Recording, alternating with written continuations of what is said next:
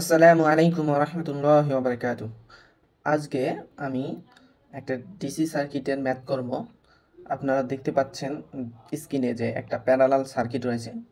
এই প্যারালাল সার্কিটটা থেকে আমরা ম্যাথ করব। এখানে প্রশ্নকর্তা আমাদেরকে বলেছেন যে find IT following the circuit, অর্থাৎ এই সার্কিটটা থেকে এই সার্কিটে যে টোটাল কারেন্ট, এই কারেন্টটা বের করতে বলা হয়েছে।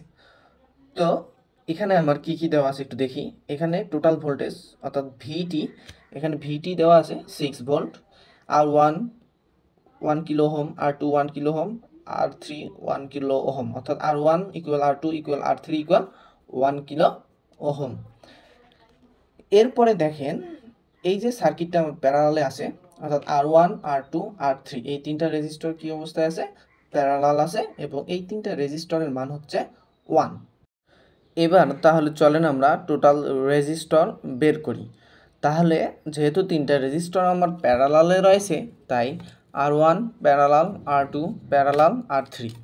তাহলে আর ওয়ানের মান 1, আর টু এর মান 1, আর থ্রির মান 1। এই তিনটা ওয়ানকে যদি আমি প্যারালাল করি, ক্যালকুলেশন করি, তাহলে আমি পাচ্ছি 0.333333 ওহম। এবার আমরা আইটি অর্থাৎ টোটাল কারেন্ট বের করব। তাহলে আমরা জানি we know IT equal VT by RT, তাই না? তাহলে ভিটি এর মান কত, 6 ভোল্ট, এবং আরটি এর মান কত পাইছি আমরা, 0.333333। এটাকে যদি আমি ক্যালকুলেশন করি তাহলে আমি পাচ্ছি 18 মিলি এম্পিয়ার। তাহলে আমি এখানে আইটি পাইলাম কত, 18 মিলি এম্পিয়ার। এই যে সার্কিটটা আছে, এই সার্কিটটার টোটাল কারেন্ট হলো 18 মিলি এম্পিয়ার।